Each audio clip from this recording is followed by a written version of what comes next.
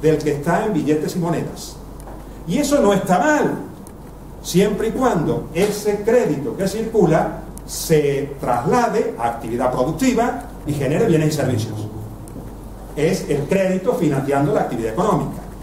Mientras eso esté así, perfecto.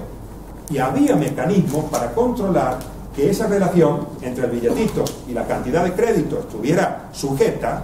Había mecanismos que los bancos centrales tenían para poner límite. Esos mecanismos se han relajado a extremos inauditos. En España hoy hay un 2% de billetes en relación con la cantidad de lo que nosotros llamamos dinero.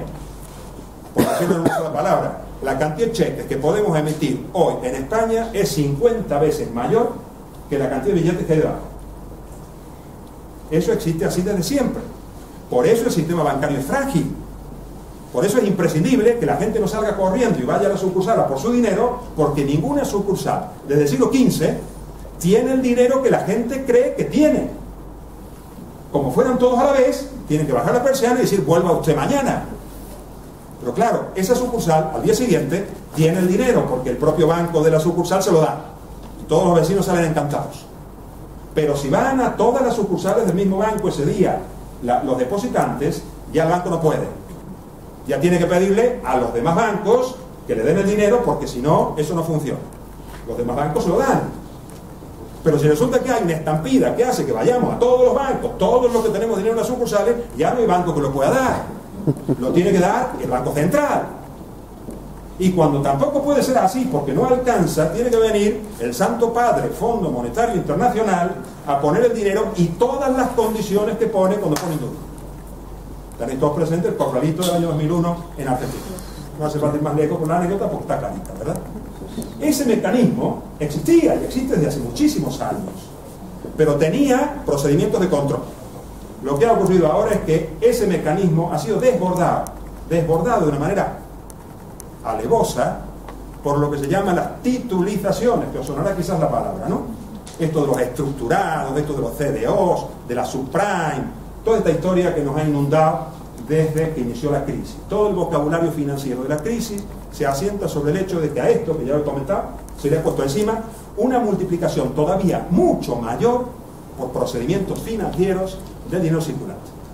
Entonces la cantidad de dinero circulando es descomunal, pero en cuentas, en anotaciones, no en moneda y billete concreto. Para que esto funcione, ¿qué ha habido detrás?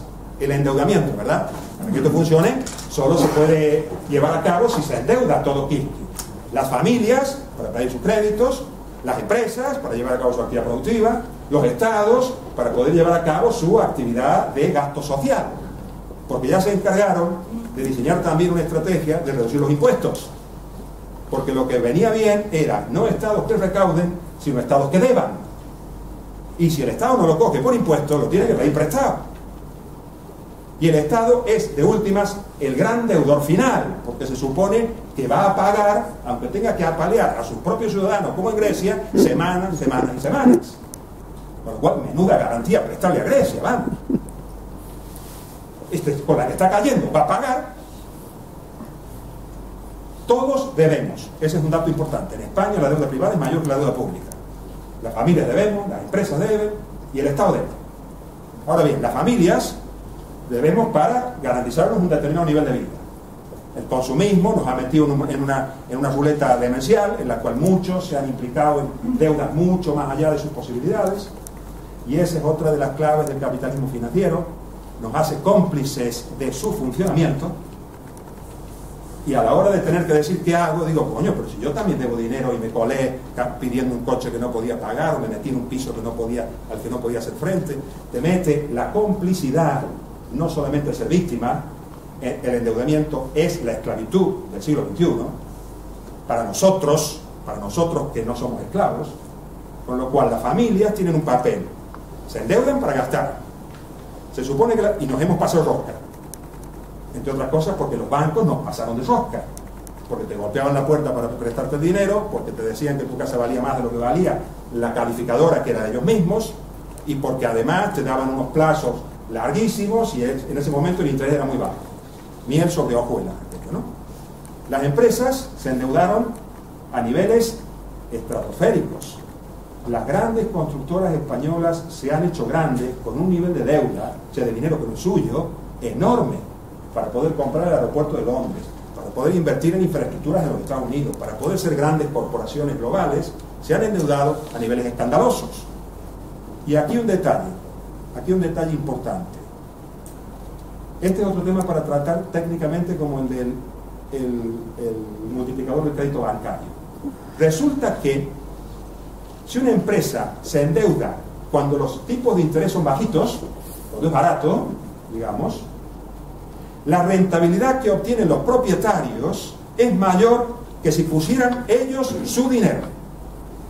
A esto se le llama rentabilidad financiera. En otras circunstancias pondría un ejemplito en la pizarra de dos numeritos y se vería clarito cómo se gana más dinero pidiendo prestado al banco en lugar de ponerlo de tu bolsillo, siempre y cuando el banco te cobre un interés bajito, ¿verdad? Os pongo un ejemplo si os apetece para que se entienda esto mejor. Es decir, si interesa que dedique un minuto a poner un ejemplo. Que lo pongo en el terreno de, no de una empresa, sino de lo que son los fondos de inversión. Un fondo de inversión consiste en una institución que recoge dinero de la gente. Recoge, pongamos, 10.000, que podemos poner 10.000 millones de euros. 10.000. Invierte en una actividad que le da el 10%. Pasa el año, como invirtió 10.000, coge 1.000, ¿verdad? Y se reparten lo que pusieron los 10.000, la parte correspondiente cada uno. Han ganado un 10%. ¿De acuerdo?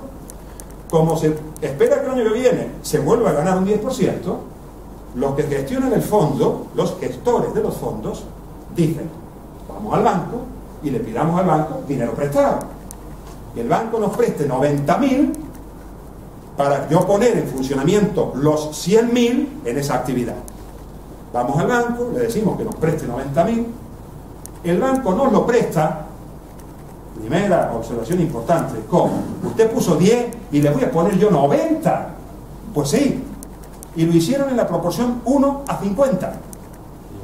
1 a 50, no 1 a 9, como estoy poniendo yo el ejemplo. Le damos el dinero y le cobramos un 5% de interés. ¿Sí? Termino el ejemplo. Ponemos los 100.000, nos da el 10%. Cogemos 10.000, ¿sí? Como le tengo que pagar al banco los intereses, le doy al banco de los 90.000 que me prestó 4.500. Y me guardo los otros 5.500 que sobran, ¿verdad? ¿Qué porcentaje de rentabilidad es 5.500 euros de los 10.000 que hemos puesto? El 55%. ¿Se entiende la idea? Eso se llama apalancamiento. Por lo de la palanca, ¿no? Claro. Con un 10.000 en vez de una palanca más larga y levanto el mundo. Vamos, Arquímedes queda pequeñito a la hora de finanzas. En eso consiste el apalancamiento financiero. Cuando la deuda es más barata que lo que yo estoy sacando, me endeudo para seguir haciendo. Y si el ejemplo que yo he puesto no es de 10.000 euros, sino de 10.000 millones. Si el ejemplo no es de un 10%, sino de invertir en pisos en España, en la costa, que daban un 25% de rendimiento al año, o en África, en operaciones especulativas con determinados materiales estratégicos, o en los mercados de futuros de materias primas y de alimentos. O sea, si metía ese dinero en la especulación, que ya no era el 10%, era el 25%, y no prestaban los bancos al 5%, prestaban al 3%, no os cuento yo lo que sabe. ¿Sí? ¿Cuál es el problema de esto? El problema de esto es que, si yo con mis 10.000 iniciales, quizás me voy a extender demasiado el ejemplo, porque con esto lo corto, lo demás queda para la tertulia. 10.000 iniciales, pierdo el 10%. La cosa se dio mal, perdimos el 10%. En vez de 10.000, tenemos 9.000, ¿verdad? Pues bueno, deshacemos los negocios, si nos fue mal, nos repartimos lo que nos toque y a otra cosa, mariposa. Ahora, ¿qué pasa si se pierde el 10% en el caso de haber perdido los 90? Pedimos los 90, invertimos los 100. Perdimos el 10%, perdimos 10.000, ¿verdad? Perdimos 10.000. O sea, toda nuestra pasta. Y además le debemos al banco los 4.500 de los intereses. ¿Sí? Con lo cual, hemos perdido 14.500 para abajo y no 1.000. Claro, si yo pongo mi dinero y gano 10 o pierdo 10. Pero si yo pongo mi dinero con ese apalancamiento, claro que gano el 55% para arriba. pero para abajo lo pierdo todo y no le pago al banco la deuda. Como no le pago al banco la deuda, me tiene que poner de moroso. Como me tiene que poner de moroso, tiene que hacer una provisión. Y entonces empieza a perder dinero el banco. Hay que salvar al banco. Porque es sistémico, porque se va todo al carajo, hay que salvar al banco. Eso se ha producido de una manera escandalosa desde 1990 al 2007, durante 17 años. Claro, es tan demencial el panorama que lo que no podemos permitir es que se repita, ¿no? Por tanto, una reivindicación básica es que la autoridad monetaria controle los niveles de apalancamiento y que la banca pública no juegue a ese tipo de operaciones. Y ya estamos definiendo qué queremos decir cuando decimos banca pública, qué queremos decir cuando decimos que se regule el tinglado financiero. O sea, concretando las propuestas, ¿no? Que eso es lo que nos piden desesperadamente, ¿no? Cuando no tenemos necesidad de concretar tanto. Con hacer la exigencia y ser muchos, se acabó la película. Después los contratamos a ellos para que la apliquen. Pues que cuando se defendía el impuesto a la sucesión en el siglo XIX, la gente presentaba un proyecto acabado de cómo se iba a cobrar el impuesto de sucesión. ¿Por qué nos piden tanto, joder? Queremos tener la idea clara y la fuerza para poderlo conseguir. Y punto. Y les contratamos a ellos mismos, que son los que saben hacer numeritos, a que hagan los numeritos para nosotros. ¿O no es así? O sea, no nos traguemos la historia de que si la propuesta no va acabada, rematada, somos unos populistas ingratos, antifinancieristas, o no se sabe bien qué, o otros izquierdistas de madrugada, cuando en realidad no se trata de hilar tan fino, se trata de tener claro el punto, ¿no? Y yo con esto termino. Yo tenía que hablar de Caja Madrid, solo diría dos cosillas más. Hay una expresión que sintetiza el pensamiento de la pancarta del 15 de mayo. La pancarta del 15 de mayo decía no somos mercancía de políticos y banqueros, ¿no? Otra formulación de la misma idea es contra la dictadura de los mercados, ¿no?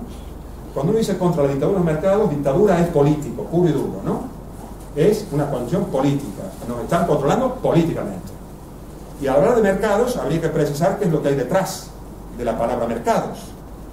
Y ese sería un tema interesante para debatir después, porque detrás de la palabra mercado, además de las aseguradoras, además de los grandes bancos, además de las calificadoras de crédito que mencionaba Manolo, además del Fondo Monetario, el Banco Mundial, la OCDE, las grandes instituciones internacionales, también están las grandes corporaciones de todos los colores. Porque en este asunto se distingue poco la Telefónica de Santander, que opera con criterios también de rentabilidades financieras y que cuando decide marcharse de España para producir en Latinoamérica, porque aquí es demasiado caro, aunque gane dinero en España, se va a Latinoamérica, porque es que allí gana más. Y las empresas se deslocalizan, no porque pierdan dinero, sino porque pierden de ganar. Como dicen los economistas, el famoso coste de oportunidad, que hasta tiene nombre científico. Se largan a inflarse. Con lo cual, al hablar de qué hay detrás, habría que introducir las grandes corporaciones, claramente, para que el panorama esté completo. Y otro tema interesante, y con esto termino, porque es un tema para reflexionar quizás con más tiempo, es qué queremos decir con esto de la financiarización de la vida cotidiana, ¿no? Yo creo que algún diablo me estaba esperando a mí y me dijo, tú te vas a seguir dedicando a estas cosas en España, cuando me vine de Argentina, pero te voy a poner una palabrita que te va a joder vivo, que es decir, financiarización. Dos C y una Z me matan. Me matan. Entonces me sale financiarización, me sale una cosa horrible. Permíteme que lo diga en argentino, financiarización, para que se me entienda más fácil, si no hago el ridículo. La financiarización, ¿qué es? ¿Qué es? Que las finanzas hagan de todo bicho viviente e inanimado un activo financiero. Es decir, que nuestro comportamiento esté regido por el tipo de interés. ¿Esto qué quiere decir? Quiere decir que en vez de dar una beca, que pida dinero prestado al estudiante. Hombre, ¿cómo una beca? Que el Estado le da a usted la beca y si a usted le falló el año, le fue mal, se equivocó de carrera, ¿no la va a devolver? Vamos, no, ni loco.